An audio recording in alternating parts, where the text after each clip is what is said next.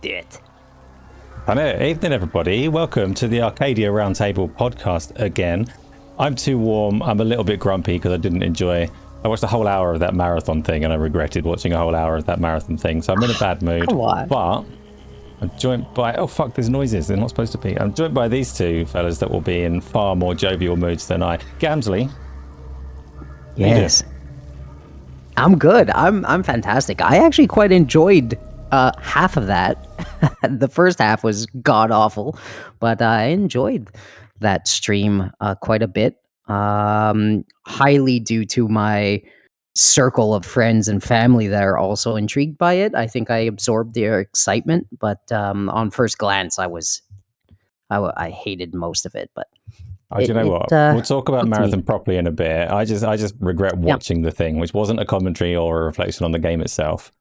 I'm an angry person, and I want to take it out on whatever's nearest. Which right now that's recency bias. The marathon reveal gets it. I'm angry. I'm glad that you're smiling. Yeah. It's a good day in Montreal. It was pretty shite for the past week and a half. All it did was rain and snow in April for some fucked up reason. But yeah, it's quite sunny out, and it's nice. It's nice to see. I love some rain and some snow. What about you, Luke? What's your weather preference and how you doing? No, I'm good, thank you. Yeah, weather preference is like mild but with sun. So not actually warm, but just clear skies and sun. You just selected the worst of the weather types, where you get the negativity, the sun in your eyes, but none of the benefits of warmth and all of that. No, because you want not cold, just a comfortable temperature. That's what you want. Because then the sun's doing its job and it's not raining, but it's not too warm, which is I like the one extremes of a nice lava shower or whatever, like in the games. I just want the most extreme weather possible most of the time, so long as my internet connection holds up. You just like the darkness of your room. My room's overly bright. What are you talking about? I'm not actually. This background isn't real, Gamzly. Damn. Yeah, no, it's not. You got me. I did. Anyway, let's get on with things, shall we? I see a lot of the usual suspects are there in chat already, so thanks for joining us again. As always, we've got the questions box up. You can stick things in there, and at the end of the show, we'll go through them one at a time, and hopefully that'll be a pleasant experience for all involved. But before we do, let's talk about some games that we've been playing, which is going to be quite a big chunk of the show today, because there's not there's been some things happening in the news, but not loads. And I like to talk about games. So I want to dig into some of these, starting with Gamzly's first game of the week. Gamzly, what have you been playing? Okay, well, I have quite a large list. I'm going to talk about something that surprised me and came from the community suggestions. So thank you and shout out to, I think it was Saitama. I don't know. Shout out to you for showing me this game called The Tainted Grail Fall of Avalon. Have you guys heard of it and have you played it at all? There's a demo out on Steam.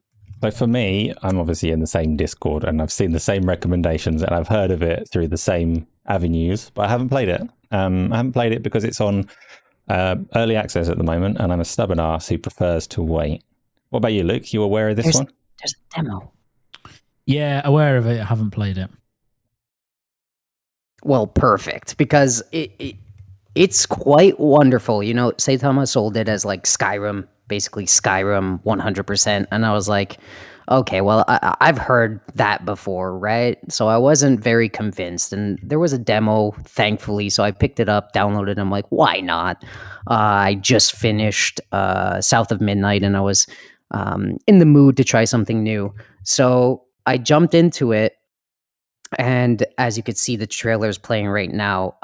It's a spin on King Arthur. I can't believe I messed up. And the Round Table. And without spoiling it, you're just trying to find parts of his fractured soul. So there's quite a dark spin on the tale of this whole thing. And it's fascinating and it's so cool. Very dark, very grim. It reminded me instantly if Skyrim had a Diablo paint to it. It's very Diablo with like 1 and 2 and 4. Very gothic at times, very grueling, very disgusting, very bloody. Not at all Skyrim design in its art form, but I fell in love with it completely. It hooked me. You could pick up literally everything. There's right out the gate, there's a very big sense of adventure. Like I'm already crafting and making potions and stealing things and trying to kill literally everybody I see, which you can. You can even go after the NPC that tries to get you out of this prison, which you start in. Always a prison that you start in, huh? You ever notice that? It's a prison or a wagon. Yeah.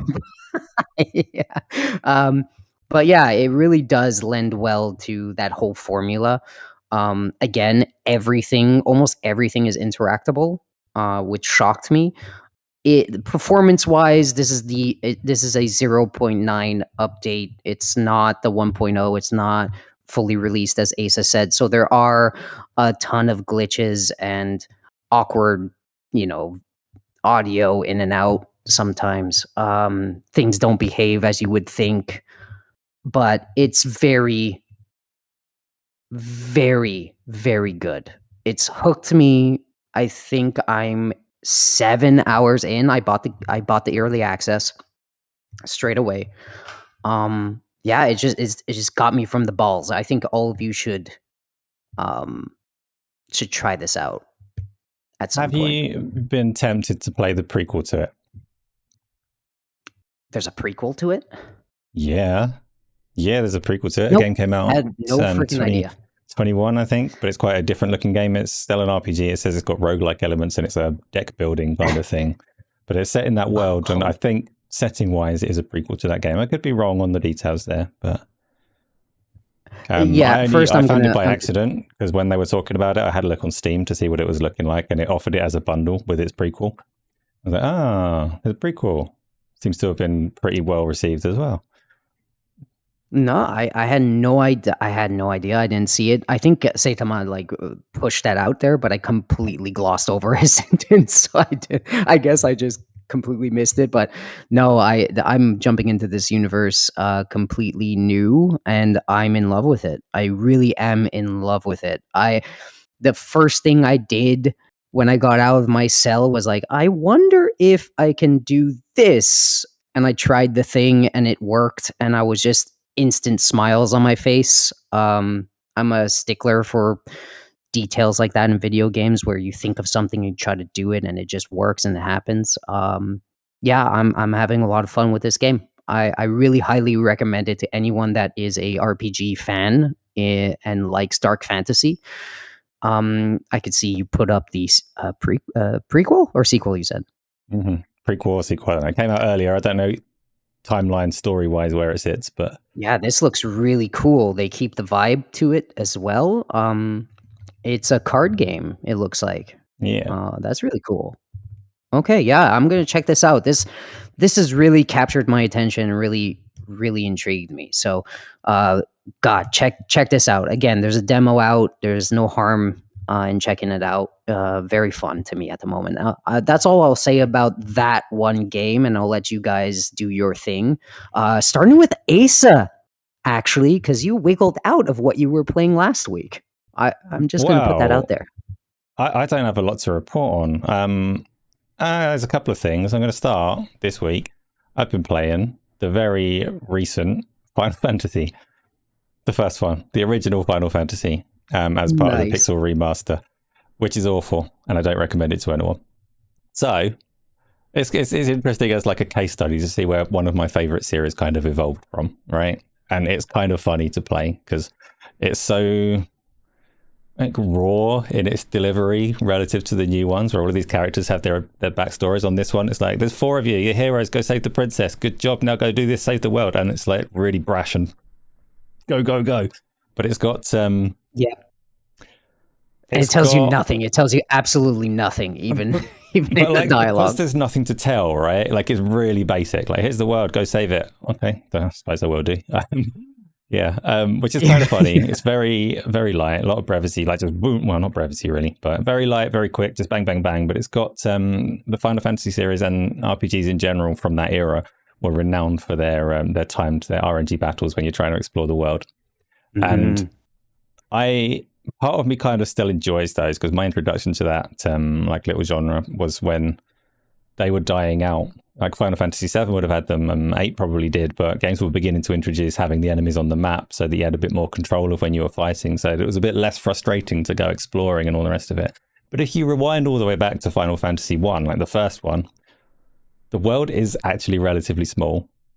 It's like, right at the start of it, they're like, oh, you're in town, go and save the princess, she's 10 paces north or something. You'll get 17 battles in those 10 paces. It's like 5 seconds like maximum, but it lets you explore. It's like, oh, I'm going to go, and then not good battles. Yeah. It's like, yeah, it's so funny because it really enhances the experience when you get the airship. Like when you get the airship, whoa, spoilers. It's much better. Wanker. I mean, wow, Jesus. So sorry. Every Final Fantasy has an airship, but yeah, when you get the airship, it's quite it's way more fun. It's faster and to get from point A to point B without wanting to bash your head on the wall. But I played that. I think I told you guys about that in the Xbox Series podcast. Rest in peace. Where I played it all on my analog pocket. I have the original little cartridge and I played in my analog pocket, and I loved it. I went through 1 to 4, then I got sick of it, but I had a blast. It very Pokemon-like game to me. I liked the grind. So every time I got that orange, like that random encounter, I was like, yeah, more experience. And I just overpowered and overleveled myself and blasted through it. But yeah. That's the difficulty for me, because you have, because it is a remaster and they know that it was a bit jarring to go back to, you can just click the right stick if you want to turn the encounters off. And I was so sure that I wouldn't use that going into the game. Like, I'm not going to use these newfangled cheats. I can play an old game properly. Oh, no, I can't. I cannot go back on myself knowing how many battles are going to be there. So actually, I've turned it off a couple of times already. Just like, no, I'm not doing this again. Been that way already. Leave me alone. Look, have you played any Pokemon? Oh, I'm sorry. Pokemon? One more question. I'm sorry. You've never touched Pokemon? Never ever. You touch Pokemon. Okay, you know what? It's not what I meant. It's not what I meant at all. In Pokemon, you have these little items called Repel that you can buy from your vendor in any town, and it basically repels Pokemon encounters for like a minute, depending on what repel you get. But that was the in-game way of like just getting through a dungeon once you had your Pokemon to a certain level. So you just buy a bunch of repels and just spam them until you get to the next area. I'm surprised that Final Fantasy doesn't have that, and you actually have to go in the menu and shut it off. Every other Final Fantasy game that I've played does have an item that will do that. Like it does become a common feature. It might appear in this one, but definitely not right at the start. It's normally an equipable item that will do it. And you normally have the alternative as well, one that will make the encounters even more frequent if you need to grind your level faster. So yeah, Pokemon though. I mean, I'll probably do my first one on the Switch too. That would be exciting. Don't know which one to start with. My God. I'm probably going to hate it. You're going to get the worst Pokemon on the Switch. I'll try. I wish it just makes me wish they would actually keep up with the times and just bring back the Game Boy Color games again. But like they did with the Wii U, right, Luke? Was it the Wii U they brought back Pokemon Yellow and stuff like that with emulation? Maybe, yeah, maybe. I can't remember. Actually, I can't remember. I think so. Or the 3DS. I think it was the 3DS. I'm wrong. 3DS. Yeah. Anyway. Konstantinos, welcome. Thank you for catching it live as a rare treat for everybody. Don't worry, he spoiled the original Final Fantasy, and not in a serious way either, so don't block it out too much unless you're desperate to play that game in the near future. Luke, before you introduce what you've been playing, do you have any history with either Pokemon or Final Fantasy? Have you been tempted to go back to this like origin story of a Final Fantasy game? No. So I've never played like the first few Final Fantasies. I think my first one was 6, if I remember. And I don't really have much desire to look at them, you know. The Pixel remasters maybe at some point, but yeah, it's not on my list. Pokemon I do have like most people I think, have, apart from you, have like a pretty significant experience with, especially the first 5 or 6 games. Latter years less so, just as I've become a bit more disillusioned with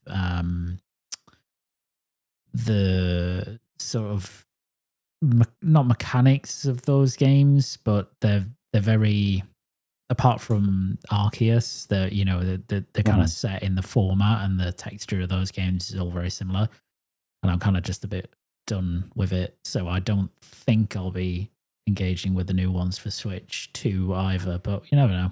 Do you think that I'll enjoy them, having never played any of them? So that whole it will be fresh to me, maybe. Yeah, maybe. Yeah, if it's fresh experience, maybe. Yeah, because the formula of them will be new to you. I think it's just that the problem has been playing that formula over and over and over and over and over again for many years, without it significantly evolving or changing in many ways, apart from very recently.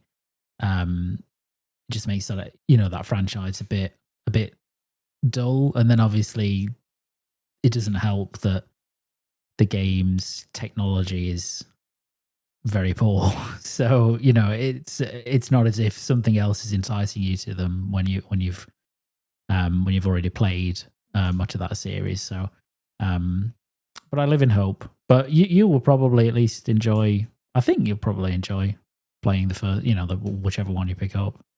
It's made for children, so it can't be beyond me, is what you're saying. Exactly. Yeah, I think you'll cope with it. Thank you, Luke. Thank you. What have you been playing? Just I have been playing mainly just South of Midnight, actually. So I think I'm in chapter 8 or 9 of that now. So I've not got too far to go, because I think it's about 14 chapters overall. So yeah, just mainly just playing that. I find that game really easy to play because it's so linear. I think we said this before it came out, but I really appreciate games being very linear at the moment because they're easy to get into and come out of. And that game in particular, we can talk about it more, but there's a lot of really cool, interesting stuff that goes on in that game. There's some stuff that's less good about it, but that doesn't sully the entire experience of it. So I am actually really enjoying my time with it. So it's mainly just been that, to be honest. So this game, I know Gamzly's also got some fairly solid opinions on this game as well. He's put a lot of time into it and finished it. So dig into it as deep as you like. I'll just sit back with my feet up while you two have a little conversation on this one. Yeah, so, well, I'm actually going to pass it to Luke here. What grabs you, what did you like immediately from its presentation? For me, it was how gorgeous this game was. Like, even when you start in the house, like that first moment where you get into Hazel, wow. When you take control of Hazel and it's this opening shot of the room, just that shot of the room was beautiful. I was like, oh my God, this is crazy. Like the mixture of textures and what it's doing in the background. And it's a beautiful game. It hit me like immediately. Yeah, I had my experience was a bit different. I feel like this game's a bit of it kind of grows into itself, because I felt the first chapter or two weren't particularly brilliant. They weren't particularly engaging. I mean, like good enough. But once you get to sort of the end of chapter 2, chapter 3, and since then, I felt like it's really ramped up because of various reasons. But it's a very beautiful game. It's not like technically the most advanced game ever, but it makes up for it by having just incredible art direction, and just like it's just a very handsome game in motion. So it's very good at that. It has really good audio as well, which I was quite surprised by, because it's not something I particularly expected this game to be good at. And then there is like a texture to the world that's very interesting, and obviously, I think that most of that is because it's in this kind of folklore-y deep south. But the thing that surprised me about it actually is the story of it. I think the story, is or rather the stories that they weave throughout the main story, much darker, much more adult than I was expecting. Like, there's some really like pretty dark stuff that happens, which wasn't expecting that at all. And that's the thing, along with the art direction, I think that's very, very engaging about it. Music as well. I think it would be remiss not to talk about the music, which is excellent, and very unique. So I think those are the things that have kept me kind of attached to playing it. Yeah, the beginning, like speaking on that, the stories in particular. I'm just gonna say a name. I'm not gonna say a sequence or anything. But Benji happens very early on, and Benji hit me in the face. And I had a lot of emotions in this game where it's like super high and then super low, super high, super low. It was like a roller coaster for me, because everything in between those moments felt anticlimactic. There would be such a set piece moment that really grabs your attention, grabs your eyes, it gets your thoughts going, but then abruptly just ripped from you, and you kind of don't get closure at all in between, like for those story beats in particular. Like when I'm talking Benji, it just kind of ends. I don't know if you know what I'm talking about, but you get to the end of Benji's story, and then you get transported somewhere that you think you're going to get like a resolution or a chance to speak with a certain person to end that thread, but you never end the thread. It just stays open, and you just go to the next story. I don't know if you agree with me on that one, but or that you know what I'm talking about, but it just kind of stays like that for the whole game. Yeah. It's like here's a good platforming section, but along with good platforming section, there is a underwhelming design in the through part, in the in between parts, and it's just like I can't. So many times where I'm like, oh, this is snappy, this is nice, and then it'll be too floaty in one moment or feel too floaty because like sometimes the platforms don't seem to be in the right spot. Like in the trees, when you're hopping branch to branch that are very close to each other, you kind of feel like you're either gonna miss the next branch if you kind of drift there too long, or you're gonna completely overshoot it. Because they're like too close together for no reason. It kind of breaks your flow, and then you're like, oh damn. And then when you get past that and you get into the sections that seem to be set piece, areas, they're much more produced and things are more perfect. And then it grabs you back again. And it's like, oh, this is exhilarating. Like this spot brings me back to good platforming and good ideas. And you can use your powers in interesting ways, and it brings you back. But those moments are frustrating, and like the moments where it's bad, it's really frustrating because I'm just like, oh my god. Like for instance, you get this power that, again, it's not a huge spoiler, it's in everything, all the stuff you see. You can create things or like create solid things in your path. And you can't even create the solid thing in your path while you're jumping. Like if you jump in the air and glide, you can't cancel your glide to create the thing. So it makes an awkward feeling, like it cuts your momentum, right? So like if you're jumping and you're flying and you see this platform and you want to create this thing, you have to make sure you're on the ground first. So you kind of like have to plant, create, then jump, and it's just super awkward and breaks the momentum of this platformer that otherwise could have been super quick, super fun if you could just use these powers anytime you want. So moments like that happen very often, and it really breaks your momentum. And it seems like I'm being really harsh, but I really love this game. I didn't put it down. I picked it up, didn't put it down. Benji completely ripped the soul out of me, and I loved it from then on. I love the big story beats, but something about it, I was like, man, maybe this should have just been a puzzle platformer with bosses that you beat like Zelda and move on and make it a precision platforming and make the powers and kind of make the world the enemies instead of giving me things to fight all the time. Just perfect the on rail platforming, and use your powers for that more than fighting. And I think it would have been way better.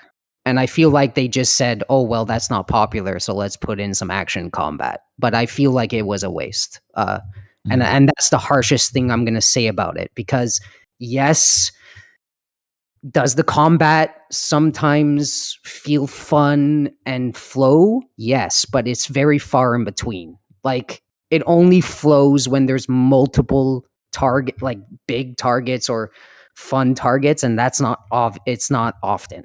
Like it's for a very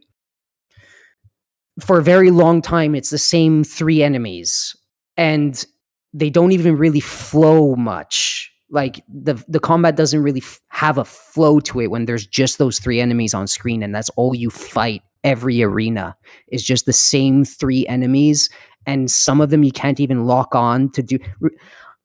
For example, there's that tutorial section where it's like, oh, you could grab this enemy and shoot it to this enemy, and it does this, and then I'm just, oh, perfect. And you can't lock on to that enemy.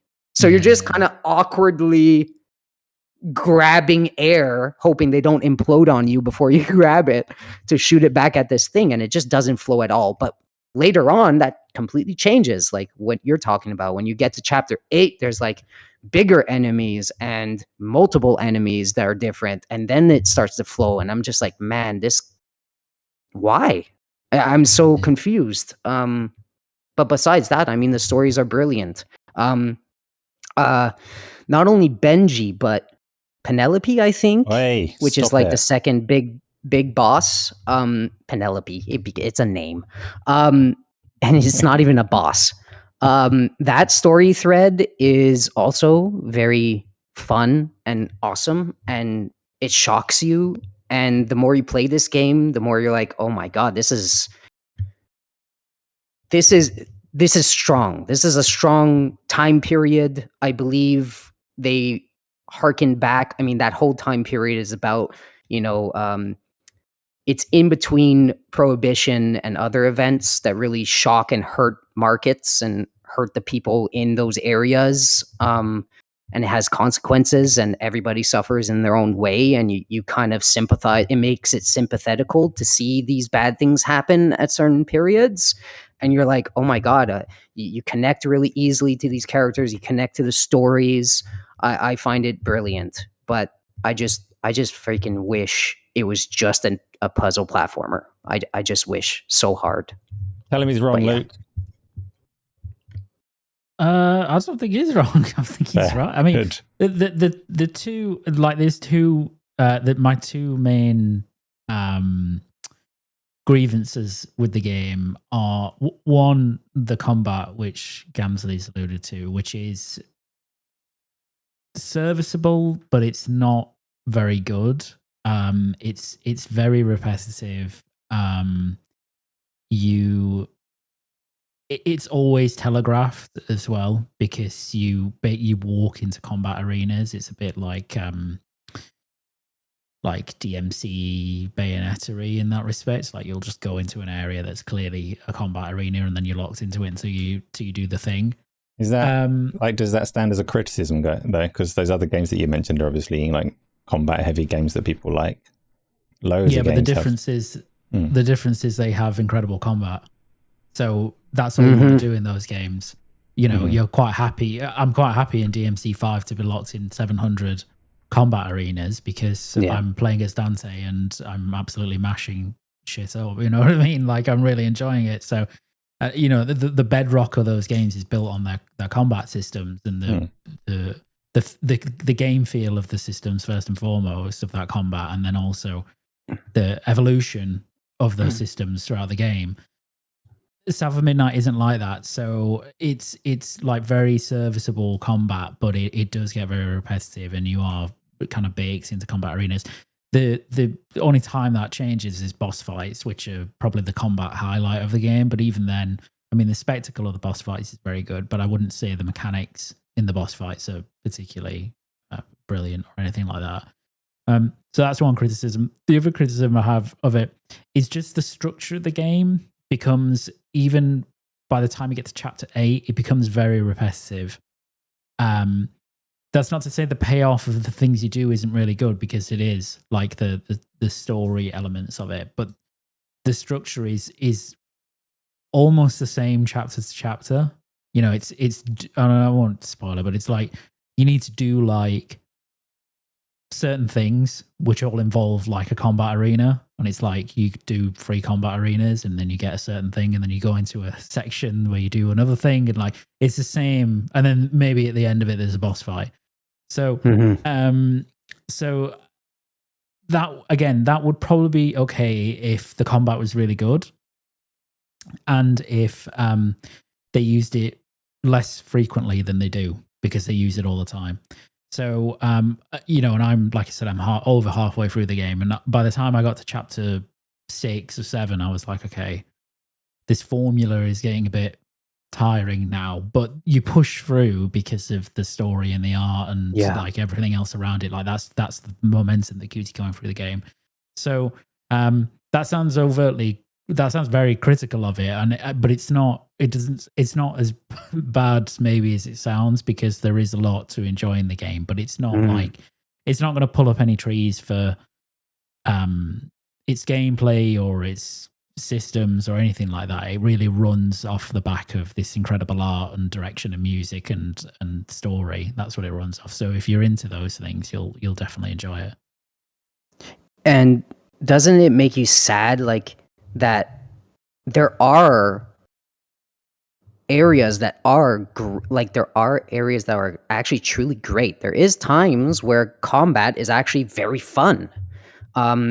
the difference between, let's say, Devil May Cry, like you guys brought up, is that there's really a lot of enemy variety shot at you everywhere all the time. And there's a ton of them. And the move set is like very quick and very fun. Like they just lingered a little bit too much on the same 3 enemies for a very long time, that by the time you get new enemies, you're kind of sick of the combat. Yep. You know? And you're just like, I wish you would have just gave me these guys in the beginning, you know, or somewhere around the beginning.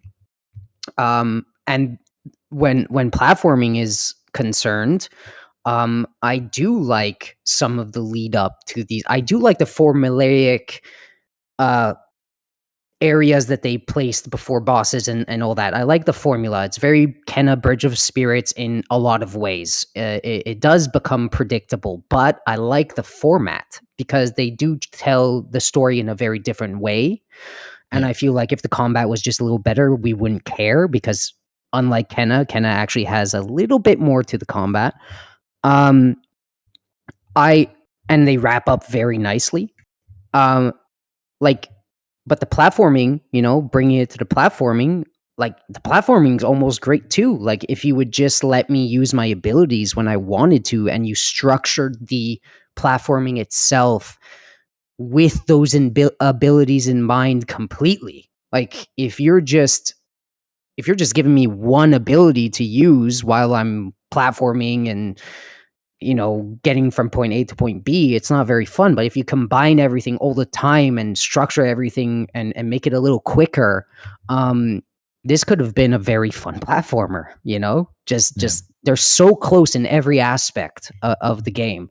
And I will say, I'm talking a lot of crap about it, but I don't think Kenna or any other example that we just said, the Devil May Cry, or whatever the hell you want to bring up, I don't think any of those games go to the high that any of these stories peak at, you know? Like, there's a lot of peak to these stories that are actually very phenomenally done and do have an impactful thing to say. And I think that it's some of the best, you know, stories that I've had in a video game. Not collectively, not like an overarching plot that's super awesome, like the weaving's cool, but I don't even know what it is still, right? They don't really go deep in that unless you go into the journals. They just kind of be like, yeah, magic, you know, weaving, and then they leave it at that. So as the overarching plot, it's not really amazing or new or whatever, but the characters and the side stories and the stories that weave your path forward are incredible. And they have very high peaks. And I hope you guys play this game. The music, touching a little bit on the music, like Luke was saying, the music is amazing. The music is amazing for many reasons, not just lyrically, not just artistically. The way they use it is amazing. Like literally tell you, like if you listen to it, it gives you a lot more context, you know? And that's like something that I don't see video games ever do.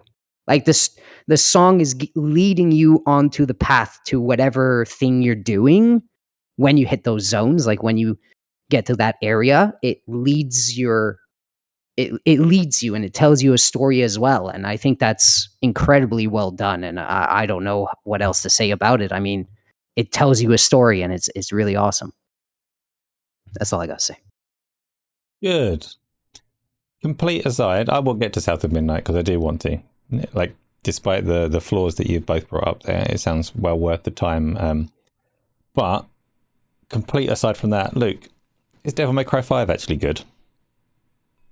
Yeah, it's great. Yes. Yeah, it's really good. Yeah.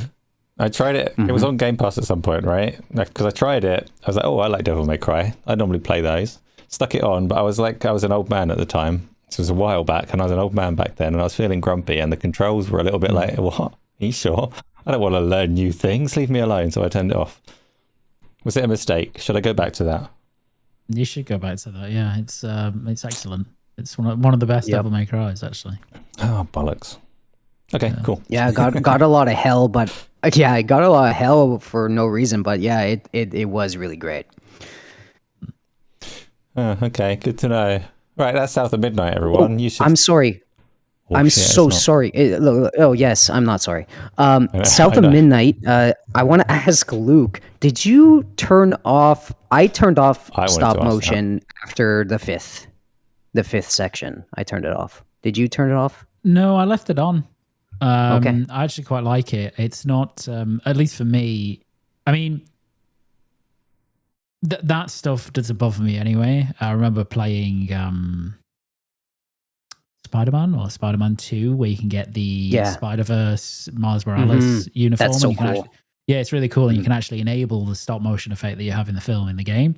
And I remember playing that for a while, and I was just doing missions with it. And it really didn't bother me at all. I found it very cool. So I knew that this, as a result, would be like it's not something that's particularly jarring for me. And actually, in motion, it's not as pronounced as you might think. I think people see it on a video, and if you're running it at 60 FPS or higher, it's not really as pronounced of an effect as it looks maybe in a lower decoded video with a lower frame rate. So I've left it on because I do enjoy it. It's forced, I think, correct me if I'm wrong, it's forced on anyway in the cutscene, so you can't get rid of, I don't think you can get rid of the cutscene stuff, but you can get rid of it in gameplay. I did turn it off briefly to see what it looked like, and it just looks like your main character doesn't have stop motion. But they leave it on, I think, as well, don't they, for like animals in the environment and stuff like that. Like I've noticed that even if you turn it off there, it seems like birds and such still have the effect on them, which is interesting. But I don't have an issue with it. I actually quite like it, to be honest. That's fair. I wasn't sure. Like from the time watching the trailers, I remember saying like I don't like it in the trailers, but that's not the same way that you focus when you're actually playing a game. So I don't know. Yeah, exactly. What I'll do with it when it gets there. But cool. That's probably enough South of Midnight. What else have you been playing, Gamzly? The next one I want to talk about, I did that. I did Tainted Grail. I'll do. I'm gonna go with Blueprints. Now, I was hoping you'd say that. This game is hard to talk about without spoiling literally everything. I love this game almost immediately, and I've heard people kind of drop off of it pretty quickly, but my God, just give it a try a little bit longer. They added. So this is a very Clue-like game. And I know that's not a very fair comparison, but there's a mystery behind something you're doing. You're trying to figure out how to get to a certain room in the house, and you have a specific amount of stamina, let's say, and you have to spend stamina, or steps they call it, to enter a room, to even investigate a room. And before you enter a room, they do this roguelike kind of Hades thing where they give you 3 little tile options. Don't flirt with me. I don't know. Nothing like Hades. It's nothing like Hades in it just it builds out rooms like that. Like you get 3 tiles to pick from, as you can see on the screen. And they tell you what's in these rooms. Like you'll find, let's say, there's a gem in this room, or gold in this room, or a puzzle object, or something. They'll give you little hints of what you'll find in these rooms. You can also find things to enhance that, and find new things in rooms that you've already stepped into, to kind of solve your way through this house and through this maze that is the mansion. That you inherit from, I think, your grandfather or something. Correct me if you're wrong, Luke, if I'm wrong. Yeah, so it's really unique and fun. And after you spend all your stamina walking into these rooms and trying to solve puzzles and trying to figure out what the hell is going on in this place, you'll reset the day if you get stuck. So how you get stuck is that some rooms have, let's say, 3 doors, 2 doors, 1 door, and you can place them the way you want, but it'll ultimately, if you build your mansion wrong, it'll kind of block you from going anywhere else, and you'll just be hard locked to the rooms that you already placed, and you have to go back and forth and see what you could grab from them until you want to rest. And when you rest, it resets the whole mansion, takes away all your tiles, and you restart the day, and you try to get to where you want to get to with a new board and new tiles to place. So I don't know if I really explained that very well, but it's really hard to explain. It's a very complex, mysterious game. I love it, man. Like, just before the podcast, I went into a room that I already have been into like 30 times. I placed the same tile to get to a place that I wanted to go. And I got an item previous to that room I opened again, that allowed me to zoom into things. And I found something new walking into that room I've walked into 30 times before. And I think that's really freaking amazing. Very awesome. It makes you use your brain. From simple things like I walked into a room, I found something, it required a code, and I was like, what? Oh my God. I have my little notebook. I'm writing down notes. I'm looking at my notes. Oh, did I miss something? Did I miss letters, numbers on a wall or a picture frame? No, it was a little postcard. I picked it up. I looked at it, and then I had to guess a specific date. And then I was like, oh, is the date a code? And then I like typed it in, and it just rewarded me. And I was like, oh my God, this is crazy. It makes you feel smart even when you might not be. But yeah, very, very fun time. I can't recommend this game enough.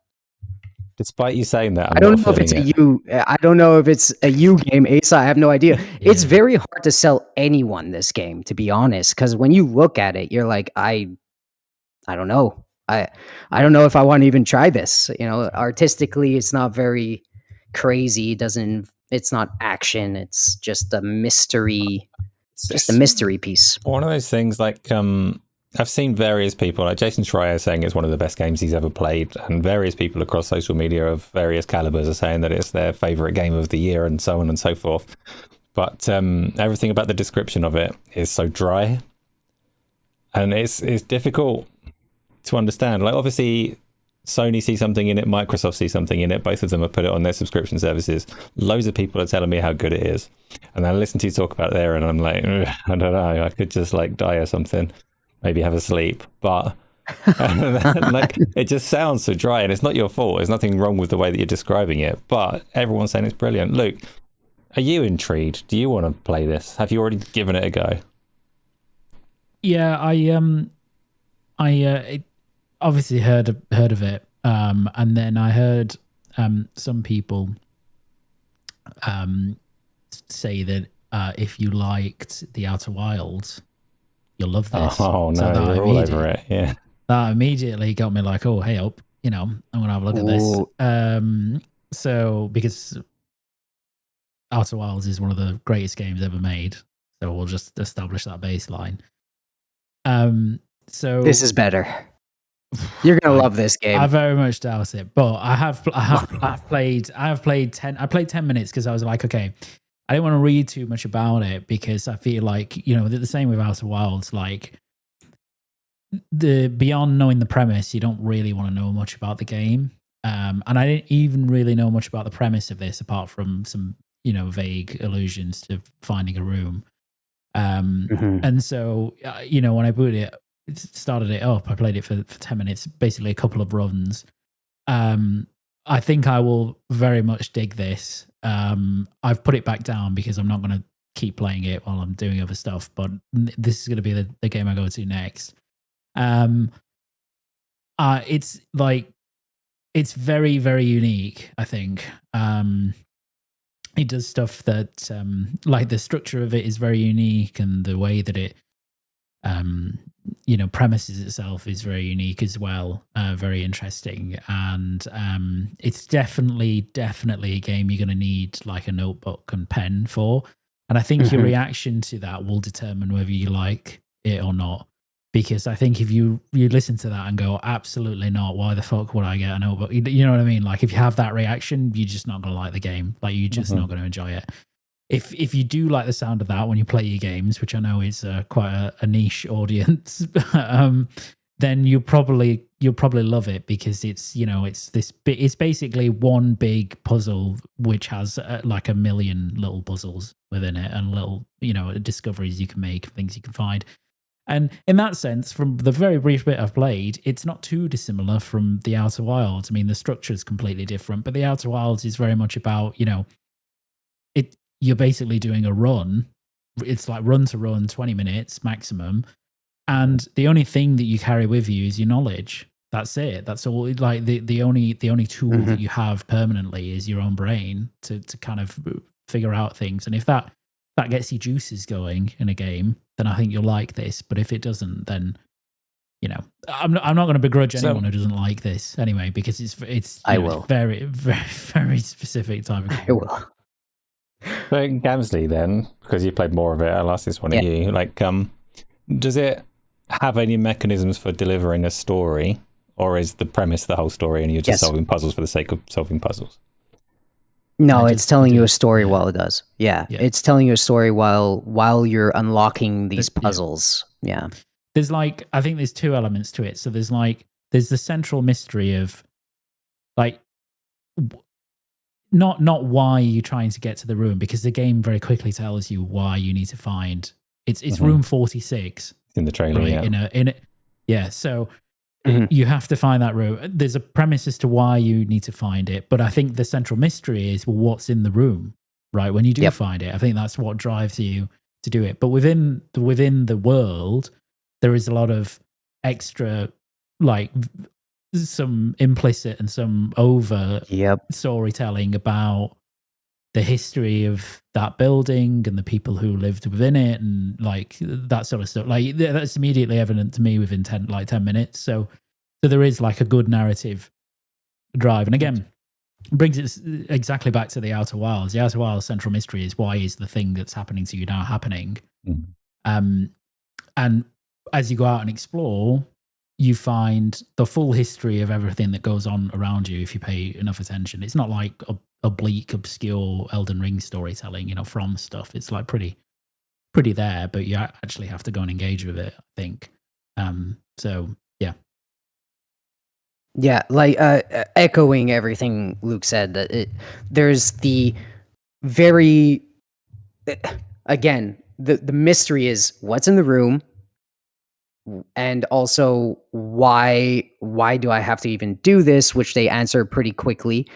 And then they just start telling you about the family and the events that happen. And there's a mystery within the mystery that's very shocking in some ways to me. I'm like, wow, this became something I did not expect, really. And as you're learning about the family members and the friends, and which are just told in many different ways, visually through pictures and the things in the room and notes that help you maybe even solve a puzzle within the room, from their favorite video game or game that they like to play, to what they did that weekend, to something happened. And that something happened is very intriguing and is a main thread that helps you push along this whole thing. It interweaves a lot of things, and it does it very expertly. And I really do think that people should give this a try. I just held up my notebook, and you'd think, oh my God, you're spoiling stuff. But it's just well, if you look at it, it's crazy, because I don't even think that it's so good at making you want to take down these notes and take down everything that you see, that my notes are probably not very helpful to you, unless you're playing the game and you know what I'm referring. This might look like scribbles because it's missing so much context of how my own brain works and is looking at this world. It doesn't have my context. And everybody's notes are going to be different, and that's what I love about this game. It's very interesting. It makes you think a lot. I love a notebook, not an actual pen and paper one. I don't really know how to write, but for the longest time, if I opened up Notepad on my PC, there'd just be like this 4-digit number there, and I was like, "What is this 4-digit number?" And then I remembered it was like a cake ingredient from mouthwashing or something. The one time I was like, "Oh, I probably need to write this down." Turns out I didn't need to write it down either, but there it was. Maybe I can get through Blueprints. I should play it just because I like a pun in a name. So you should. Is there a prince in the game? I mean, you inherit. Okay, spoilers. That's fine. Yeah. That's fine. So, let's move on, shall we? Are there any more games that you've been playing that you want to talk about, or shall we get on to a bit of Marathon? You know what? Hold on. Let me see. I think there's. What did I want to talk? I think there was one more. Oh, it's me. I played Skyrim. This is really quick. There you go. Because Tell me. Really quick, because I forgot that I'm supposed to talk about games I played as well. I tried to play Skyrim in VR again. I had a hankering for it. I love Skyrim in VR, but I broke it a while back. I broke it. I made all the shadows render wonky because I like to mod it, and I modded it wrong. So I thought I'm going to do a total wipeout, get a pre-installed mod pack of like 1,729 mods. Is how many mods I installed for Skyrim VR, which is how many it takes to make it a good game, because the launch edition of Skyrim VR was a little bit wonky. But I got them all on there, and I had two choices when I was installing it. So this is the ultimate mod pack. You should get this mod pack. You can get the safe for work version or the not safe for work version. And I was like, not safe for work in Skyrim can mean a lot of things, right? It can mean like, really, I don't want this in my video games, thanks very much. Or it can be like dismemberment, which I do want in there. I want to be able to chop some heads off and arms and stuff like that. So it's like, and I'm thinking like, I'm playing this for the sake of streaming it. So I'm thinking like, what's going to be all right for YouTube? The sensible option would be safe for work. But I'm going to be missing out. So I got the not safe for work one. Terrible choice. Did you find floating penises yet? That far away from my face when I launched the game at the character creator. I was like, oh, what have I done? But nonetheless, it entered the game with the default because I didn't want to spend any time in there. Entered the game and it gave me this, it's a different starting experience, and I didn't know what was going on. But the starting experience was then like an intro to the starting experience. So you go to this fountain and it's like, what kind of backstory do you want? How are you going to start the game? And there was a list of like 15, 20 different things. One of them being like, you wake up on the wagon, whatever, like the default vanilla experience. So I went, right. I actually haven't finished Skyrim. I spent loads of hours running around in VR, but I've never actually played it through to the end. So I'm going to try and get through the vanilla experience, and that'll be my backstory. I'm going to start on the wagon. So I woke up on the wagon, did the whole like, oh, you're finally awake. I'm looking around and going, wow, this mod pack looks gorgeous, and I've got clothes on and I'm happy, right? This is normal Skyrim now. And then the horses tried to scale a mountain. So I was sitting in this wagon that was like on an 80-degree vertical. Going, oh no. And that's where they stayed. And that was my Skyrim adventure. So I backed out and figured, right, I'll fix it another time. I haven't fixed it yet. That's where I am. You just quick saved. I'll load into it, 80 degrees on a wagon. Feeling a little bit like gravity should do something here. I should be falling out of this wagon, but none of my buddies are either. They're all still there. They're also just waiting to arrive wherever we're going. I don't know why the horses are going up a mountain. But there's no stopping it. I can't move. I'm still tied up in the wagon. So that's what I've played. Wow. Yeah. Wow. That sounds bad. That sounds really bad. Did you ever? Did you just like scenario? No. Did you? I mean, what are you gonna do now? You got to have Christmas up there and like family gatherings. What's going on? Because I don't know if I need to like. It's a lot of effort as well to get this mod pack to actually successfully install, because it needed to go in one go. If you interrupt it, it breaks, and I've not got a great internet connection. So this was like, it's like 250 gig of mods. It's a ridiculous mod pack. So I could try and wipe it out and get the safe for work one for YouTube's sake. For my own sake, I'm traumatized from that. So for my own sake, I can get the safe for work one, or I can try and fix it, and I haven't decided yet. I need to put some time into it I kind of want to do that vanilla experience. Maybe if I just give it and like start again, try again, maybe it'll work this time. When I played actual vanilla Skyrim the first time, there's a scene near the start where like the dragon comes in, you go down, you don't get your head cut off, you survive. A dragon comes the tower. in. Yeah, the dragon is supposed to do some damage to a roof that is necessary for you to progress. And the first time I got there, the script failed in some way. The roof was fine, it didn't damage it. So I ran around for like an hour and a half going, I'm confused. I'm not terrible at games. I don't understand how to progress. This was happening. Reloaded it, and the next time the dragon destroyed the building properly. I'm not good at games. I don't claim to be good, but I've played enough that I should recognize a way forward.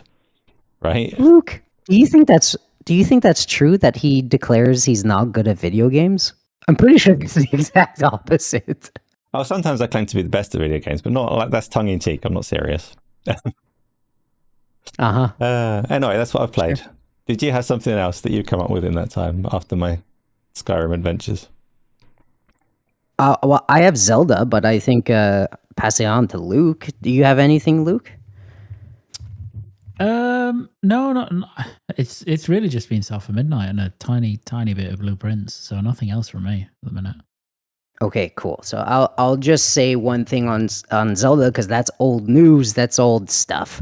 Zelda Echoes of Wisdom. Shout out to Chronic if you're listening.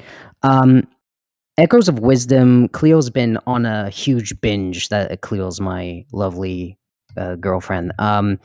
She's been on a Zelda Echoes of Wisdom binge, and it made me want to play it. And I swear to God, this is probably the most underrated Zelda game I've ever seen or played.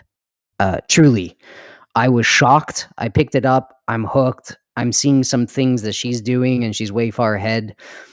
I'm truly hooked on this game. I think it's delightful. I think it's really incredible. Like, it's just super how you say it's creative. It's super creative. It's one of the most creative Zelda games I've ever really played, and it kind of lures you in. It gives you a taste of old Zelda. Like, it makes you play Link, and it makes you play with the sword and shield mechanic, and you're like, oh my god, this feels great. I wish I would play as this character the whole time. And I think that's what a lot of people got from watching the trailer or not giving it a shot. It's like, oh, well, it's not a sword shield game, right? It's not a Link game. There's no, I don't know, grapple hook or something, traditional stuff like that. But this was really underestimated. I'll say that because there's some surprises in here that I didn't expect, and it just plays like every other Zelda game with a different protagonist, and it might even play better than most Zelda games in this style. So I'll say that. I'll leave it at that. I think it's delightful, and I'm having a blast with it. And I wish I would have played it through when it came out instead of kind of dropping it. Lovely game. I will put it on my Switch 2 list. That's enough strong recommendations for that one. I'm not like I don't understand the Zelda universe. I don't really know what it is or how much I should care about it. But I'll add that to the list. Luke, are you a Zelda person? Yeah. I've not played Echoes of Wisdom yet, actually. I've got it. Oh, man. Just haven't picked it up. I think it was because I had PTSD from what was the one before Link's Awakening? Was it Link's Awakening? I can't remember. What would the other? Tears of the Kingdom was the more recent. Oh, I see. No, in the same style of Echoes of Wisdom. Oh my god, it's not Link Between Link to the Past. No, it's not Link to the Past. Fuck. I can't remember that one anyway. The performance on that was so rough. It was really good, but it was so rough. And I was kind of like, okay, I'll get Echoes of the Wisdom because I really enjoyed the gameplay of the prior one, albeit this is, Echoes of the Wisdom is very unique. Link's Awakening, Luke. There you go. Yeah, Link's Awakening. There you go. That's what it was. Yeah. And then I'll play Echoes of Wisdom on the Switch 2. So I'm hoping they Switch 2 enhance that bad boy, or at least just do the basic performance boost so that it's not got the problems that the Link's Awakening had. Basically, I know it's not as bad as Link's Awakening was, which is good, but still. What do you reckon, Gamzly? Truly, Should I truly play is this amazing. before Breath of the Wild and Tears of the Kingdom, or should I do those first? Oh my god! No. I don't Breath of the think so. Wild for sure. Yeah. I think you should go. It's just like Breath of the Wild. Breath of the Wild, Tears of the Kingdom are like two of the best games ever made. Echoes of Wisdom, from everything I've heard, is extremely good, but I don't think it reaches the heady heights of those games because very few games do. So, what I will say on top of that, though, I truly believe that Echoes of Wisdom is a very Breath of the Wild moment for the old school 2D Zelda games for sure. I wouldn't argue it. Seeing what I see, like as you progress through that game, you see how large and free that world is, and you're just like, I can't believe, excuse my language, I can't believe that I can actually do this in a 2D Zelda game, and it's so vast and big and large. And you see the trailer, and you see her riding a Epona, and you're like, or pony, a pony, non-spoiler. You see the trailer and you see that and you're like, what the hell? Why do you need a horse or a mount or whatever? And it's you need it, and it's big. It's very lovely. But play Tears of the Kingdom or Breath of the Wild first. I will. Especially after your Elden Ring skills. You know what I mean?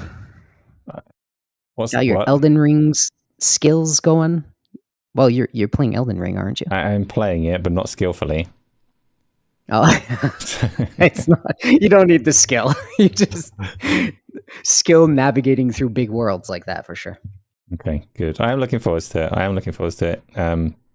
Even though everyone's upset about it not including the DLC and all that kind of stuff, but that's not a topic for today. Let's talk about Marathon, because that is a topic for today. 2 hours before we went live, Bungie went live with a horribly formatted Twitch stream of a sort, but ignoring the format of how they revealed it, they showed us our first proper gameplay from Marathon. Luke, did you manage to catch that before we came live? Yeah, I watched all of it. Are you excited? Excited? Not excited. I want to play it. Is I think the better distillation of how I feel about it. I mean, I agree that the format was just a bit, a bit dull. And I felt actually the bits where they had like the overlay of the streamers they invited to play it, with the gameplay alongside it. That did a lot more talking for the game than I think that the actual talking segments did. Like that was more interesting and more engaging to watch than those bits. I know why studios do this, and I think that to some extent I understand why they did it for this, because it's a concept of PvE game that I think for some of the audience that's tuning in, it's going to be fairly foreign, just because extraction shooters aren't particularly well known or mainstream or anything like that. So I completely understand the rationale of doing it like that, but it's just boring, isn't it? Really. So so I'm not excited per se, but I do really want to experience it. So, Gamzly. Yeah. What was your immediate impression from what we saw of Marathon today? I oofed pretty hard on the first gameplay reveal. Like when they revealed the gameplay from Bungie, I was like, oh, I don't know if I mind you, my experience is very different because I was on the phone with my brothers and some of his friends that truly love and enjoy games like this, and we're looking forward to a new Bungie game because they also like Destiny. I still got the oof. They popped off. I don't really know why. I think the first immediate trailer that we got of the gameplay didn't do it a service at all, and I was skeptical from the beginning, from the art style. I was telling Luke, I was like, oh, this art doesn't do it for me still wise, like still art, wallpaper, whatever, high definition art. It wasn't doing it for me. And then when I saw it, I was like, everything almost confirmed in my head. I was like, ooh, this looks kind of dull and uninteresting. It looks kind of like Apex like downgraded itself, you know? Like I think Apex Legends looks like way more fun than this, even though they're different. I understand, don't come at me. Um it they just look aesthetically almost like par to par. And I highly enjoy Apex art design more than this at first glance. But then they went into the influencer live like playtesting that they had invited them for, and the footage that they got from that. And I'm not gonna lie, I was watching these pros or watching these good players and these streamers play. I was like, oh, my brother instantly was like talking my ear out. He's like, oh my god, this looks poppy, it looks fresh, it looks good. I was like, oh my god, they're Tarkov fans as well. So that fan base is rabid for new big players into the market. Like all the extraction shooter people really do look for a new title in the genre. They're hungry for it. It's like us WoW fans, you know, Asa, where every MMO that would come out after World of Warcraft, we were like hungry. We're like, oh my god, is Star Wars gonna do it? Is I don't know, Wildfire? I don't know. I forgot what the hell that game was. Elder Scrolls, Zelda Scrolls gonna do it. So like those fans are really hungry for a new game in the genre, and I think Bungie did a good job in the influencer footage of showing off what you're doing and what the game can be, because it's very poppy. The colors were wonderful. The kills were cool to watch. Everything's just made to grab your eyes when you're being shot and stuff. I think the art and the characters still is kind of meh, but in action and seeing the pops and seeing the grenades and seeing the powers, and it kind of got me. Again, I was probably influenced because I was talking to very hyper people on the phone, but I think it's just okay at the moment. But if it's giving me, I said in the chat, I'll say it again, I think it gives me a lot of Valorant vibes. I'm a League of Legends guy, and when they announced Valorant, I was like, oh my god, they're going to enter this Counter-Strike kind of arena, and they're going to crush it. And then they showed the game, and I was like, oh, Valorant looks kind of stale and boring. But then I played it, and I was like, Valorant's fucking doing what it needs to do, and it's phenomenal, and I love it. And many do. So I think that's what this is. It's a bad reaction, but I think it's gonna settle in a good spot for people that like that genre. So for me, when they started showing the gameplay, the thing that puts me off most about it is that it looks so much like Apex Legends in the way that the pacing of it, the time to kill, the time to heal, the way they like duck into cover and apply their little shields again is so much like Apex Legends and the Squads of 3 and all the rest of it. The gunplay looks like Apex Legends. And the thing that encourages me about it is that it's so much like Apex Legends. See, I have really mixed feelings about Apex Legends, so it's both, right? The thing that game does well for me, I like the 3-person squads, I like the pacing and the combat, and I like the aesthetic of Apex Legends as well. But I hate battle royales, and I hate the pacing of a battle royale. I hate the run around collecting loot and have a terrible time when you eventually meet someone and die. That's never done it for me. So the idea of this one, I don't like it really looks to me like they've studied very closely Apex Legends and tried to mimic its pacing and tried to mimic its strategy and tried to mimic so much about it. Like just the landscapes that they're fighting in, they're aesthetically different, but they're structurally the same. Like it looks like Apex Legends to me when I watch it. And that was off-putting because, like I say, I'm not a fan of Battle Royale, but this isn't a Battle Royale. It's a different game with its own, like, overall pacing. So not the moment-to-moment fighting with other people, but the frequency of encounters, the length of a game, how it actually plays for the duration of an entire game is its own thing. Plus, it has rain. So I might end up really liking it when it comes out. Most of the multiplayer games these days, you know, they won't rain on you. They just won't. But this one does. That's why you liked Mario Kart, right? Because it has rain. something like that. Yeah, all games should have weather. It just makes them better. But it does have a character that goes invisible, which is such a shit choice. Yeah. Gamzly, please write to the industry on your notepad or however you want to do it and tell them that invisibility it's just shit. It's a shit idea. Take it out of all of the games. I was watching some streamers talk about it and their experience, and one of the streamers that was invited to that event for the gameplay was talking. I forgot his name. He's pretty big. He was talking about stealth, and he seemed to be super excited. And I'm like, people are gonna get so angry at this stealth thing. I have no idea. Me specifically.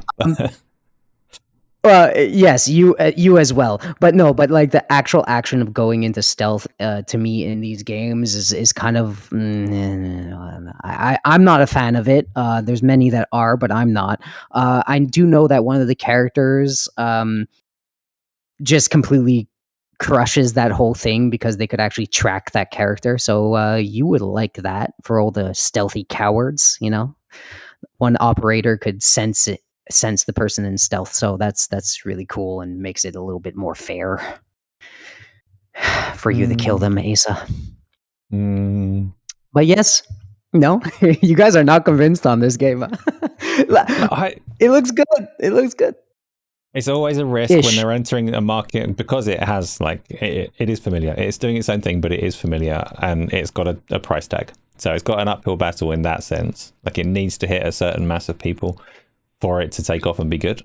And it's an open question on whether it does or not, because a lot of games try and fail. So hopefully, if this one does reach that necessary mass just to give you people to play against frequently, then I'll be one of them, right? It looks... I don't want to say fresh because it looks entirely familiar, but it kind of looks interesting to me. I would give it a go for sure. Yeah, I think that's where I'm at with it. Like, I'm not. It's not like one of my most anticipated games or anything like that, but I really dig the art style. I really, really dig the kind of ultra sleek, minimalist with dashes of color stuff that they're doing. So I do really like that. In motion as well, albeit I don't think it translates as well in motion as maybe it does in like concept. But because we've only had like low quality in terms of video gameplay of it, I think it might pop a lot more when you've got it in front of you, you know what I mean? And it might be sharper edges and all that, and so it might come to life in a better way when you're actually playing it. But like it's a Bungie made extraction shooter, so I think if the gameplay looks predictable, like the moment to moment predictably looks excellent to me. It looks very Bungie. And I don't mean that in a bad way. They have to me, they've like perfected first person shooting. You know that's what they're good at. So I don't see anything wrong with that, and I think that's interesting. And I think having these like hero archetypes that have abilities is really like a different play on the genre. A bit Apexy again. And I really like that. I think they did say, and I think the impressions I read were that they've kind of got the balance right between these abilities that each character has. They're not too overtly powerful. They can give you a tactical advantage, but they're not so powerful that they just unbalance the game. So that's promising. And yeah, I mean, I always think it's like a fool's errand as well to try and predict how well a multiplayer game is going to do. Yep. Because it's just impossible to do that. I think the only one where there was like a good consensus that the game would not do well was Concord. And that wasn't because of price tag. I never felt that was because Concord was, $40 or 40 quid. But it was more just immediately when that game came out, just nobody jived with it. Like the positivity around it was really low. The engagement was really low, and then the minute the beta numbers hit, And they had to like open up, like originally it was pre-orders only, and then they opened up the beta to everyone. The numbers were still extremely low, so you could tell that just wasn't gonna do well. This, like, Marathon's Discord servers have been crashing. You know, people are trying to get into the closed alpha as a result. So clearly there is interest here for this game. So, and that doesn't mean it will be successful.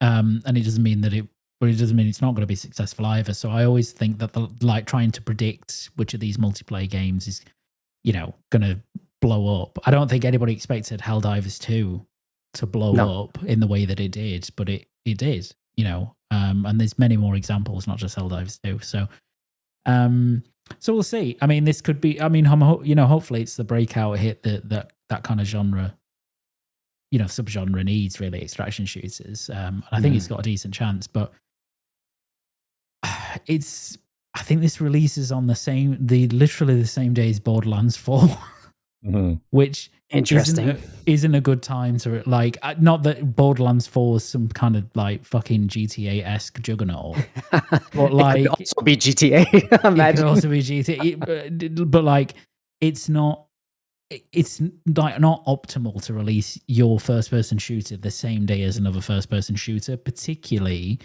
when they're both going to command a price, right? Like Marathon is not going to be free to play. They've already said premium price.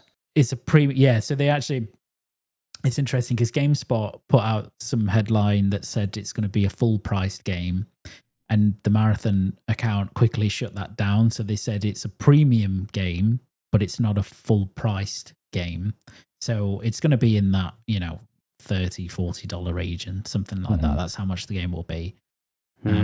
But still, that's still like, you know, in these times especially, like people are going to have to, you know, a lot of people will have to choose between these games on that day because Borderlands 4 will be popular. So they're not helping themselves is what I'm saying. Like I don't like, you need everything to go in your favor with this stuff, and I don't think that they're helping themselves with that. So I hope it's successful, obviously, but and I will play it. I'll definitely at least experience the invariable beta test that they're going to have. So we'll see what it's like. I'm optimistic. I'm cautiously optimistic about it. I'm not sure if I am, but it's coming out at a time where I don't really have a go-to competitive game at the moment. So you mentioned like as a subgenre, extraction games could use a little injection, but for me, the whole competitive scene at the moment, I just don't have one where I'm like, oh, I've got half an hour or I've got an hour, I'm going to go and kill some people. I don't know where I'd fall, so I haven't done any of that for a little while. I'd like it to do well, if only for that reason. But I want to really quickly bring up a thing that made me laugh during it, because a lot of people, you've already mentioned the art style, and that's one of the kind of prevalent talking points around it, because Marathon was obviously a very different game before.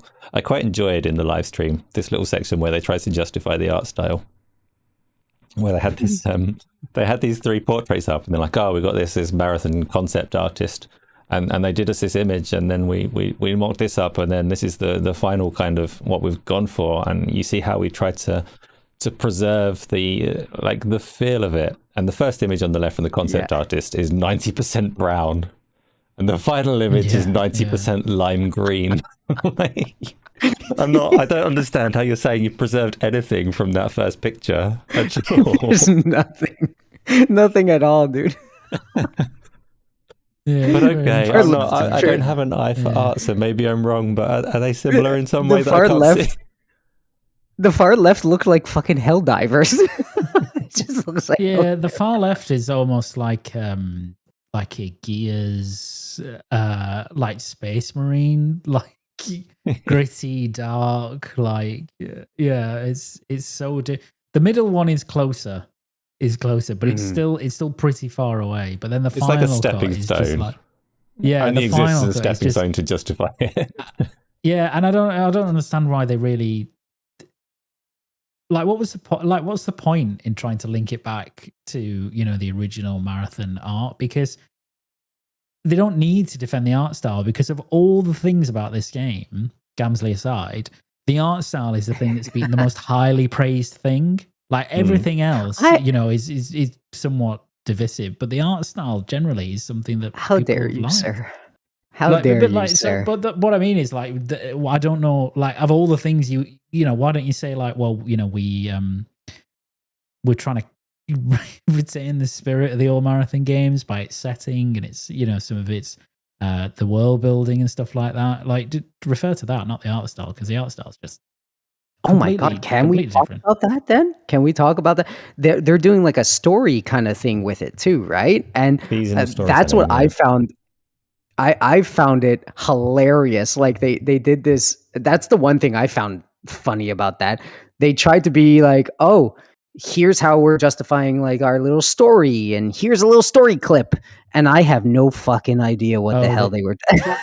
The trailer. I think it was like the cinematic was like 9 minutes or something. Yeah, the cinematic itself is incredible. Like it's really, really good. But I agree in that, like, it's so like ephemeral, so conceptual. Yeah. Like all it really tells you in terms of story is like the nature of a runner, kind of, and it gives you some hints about what happened to the planet before the point at which like you're playing as a runner, like, and it's kind of alluding to that slightly. And I think the stuff does like, you know, what it means to be a runner and like regenerating and like having memory of your prize, like all of that is actually really, really cool. But in terms of an overall, like they set it up to be like, oh yeah, he's like, you know, the premise. And I'm like, it's not really a premise. It's kind of like, it's not really like where we're going to go. It is more just of a world building web. Yeah, it's a spider web. Yeah. So, and it's incredible. I think it's directed by one of the directors who did an episode of Love, Death and Robots. Which, I mean, you could drop this into something like that and it would look, you know, it wouldn't look out of place.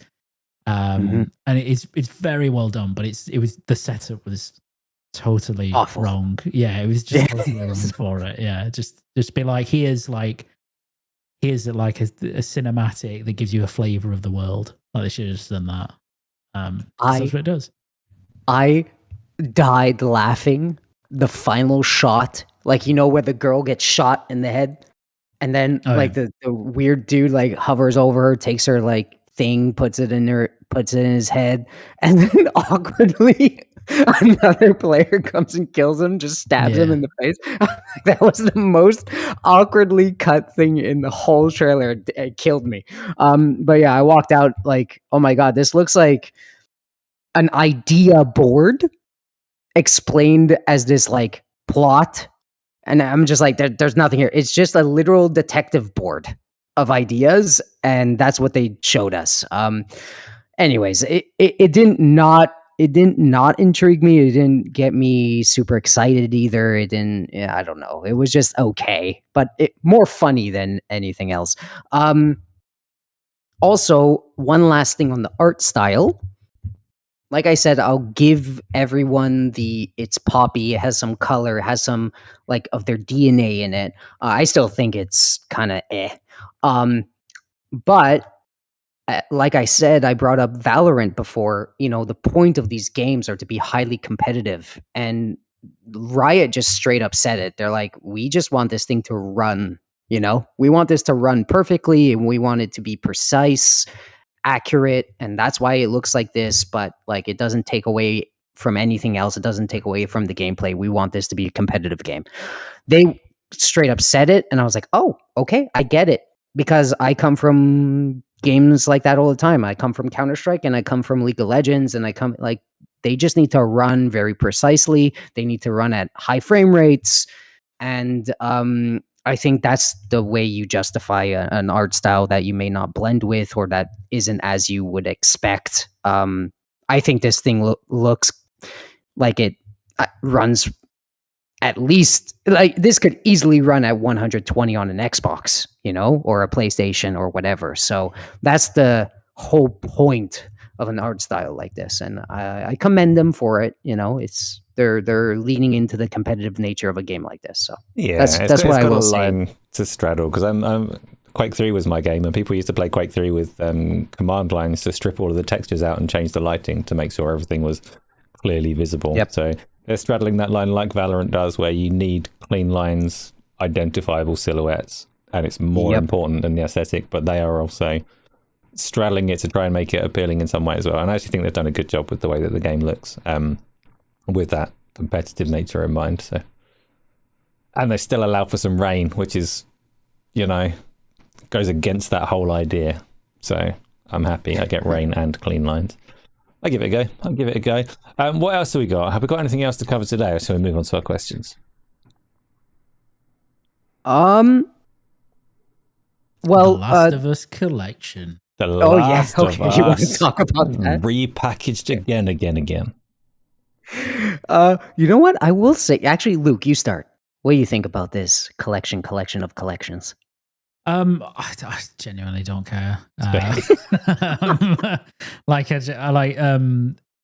It was inevitable that with the launch of the new season of The Last of Us, that they were going to do something for onboarding new people, like they did with the first season when they did the Part 1 remake, right? So it's there. You can buy it if you want. If you don't have to buy it. The games exist. So easy to not buy something you don't care about. It's so easy to, it's like, I just, like, I get the eye rollingness of it, they have another Last of Us thing, but it's a thing you can buy if you want and you don't have to buy it. And it's not I think it would be worse if factions had been cancelled and we had no idea what Naughty Dog were making next, but we know what they're making next. So it's not detracting from what they're doing elsewhere. They're making a new IP, so. Fuck's sake, Tony. I hate Tony so much. We're not going to read that yet. We're still on this. Yeah, carry on with this. Yeah, are you excited about the season coming up though? Yeah, I am. Yeah, I'm definitely excited about it. I thought the first season was excellent. Me too. It's going to be interesting to see, the second game played out across multiple seasons, which they've already confirmed. So, I think that it's going to be like the TV audience reaction is going to be really interesting to see for this season. The main points of the second game play out, because it'd be interesting to see how those compare with some of the gamer reactions. Without spoiling anything, do you think the main thing happens in this season, or did they drag it? Yeah, no, 100%. I don't think they'll change it. I think they're committed to that vision, and I'm not even drag it for the next season. Like just wait it out. Oh, do I think it'll happen this season? Yeah. I think maybe at the end of this season is where you'll get that thing. And then you get future things. So I think it will happen this season, but not right away. I think it's a great show. And if people haven't experienced it, then they should go out and have a look, or buy the Last of Us collection, and then you can play collection, and then you can play the whole thing start to finish. How about that? Which is better if you do like your game. So actually, the TV series, the first series of it, I thought started stronger than the game and ended weaker than the game. I would agree. Yeah. It's just the same, though. I mean, but they're different mediums, right? Like I remember watching it the first time, and actually, this game kind of suits this medium better. But as it progressed, and certain things were really like rushed as a consequence of that change of medium, and certain things felt a lot more forced, and I was like, I guess you get more build in the game as well. Like you just there's more build to those moments, like the end especially. So, dude, the end was like 2 seconds. It happened in 2 seconds. I think in the game you have, because you build, because the game is so long, like it's not super long, but because it's longer than the show, you the connection established between Joel and Ellie is greater. Like in the game, and exactly. Like because you're the one driving it, essentially, and you spend much more time with the the tiny conversations of those characters, so you become more linked to them. I agree with that. I get what you mean. But then, on the other hand, then they do something like the show does something like the Bill episode, which is just remarkable. That was early. Yeah, that was early. So that was episode 3. So like they've both got their they both do really, really good things, I think. But I know what you mean about the end. Like the end's a bit more rushed in the show. Worth watching though. Worth watching. Gamzly. Very much. Yeah. Can we? I know that we have some questions to answer and stuff like that. Can we actually just talk about just upcoming Xbox showcase for like 2 seconds for our Xbox fans? That's only me. I'm the biggest Xbox fan. Can we talk about that for a little bit? Yeah. There's not much to say because we obviously we know it's coming. When was it? It was May. Right after the Switch 2. It's like June 8th or whatever. June 8th. Yeah. June 8th. So that's, oh my God, that's like 3 days after the Nintendo Switch comes out, right? That's crazy. Okay, well, we don't know much. We know that it's coming. I'm just gonna throw the things that I want to see there. We could go top 3 games you want to see there, then we can move the hell along. So top 3 games, I surely want to see the Oblivion remake thing that's been floating around. I hope it's not dropped before the. I hope it's not dropped before the event. I much rather than pay respect to that game, and hopefully, I would guess that they want. I hope.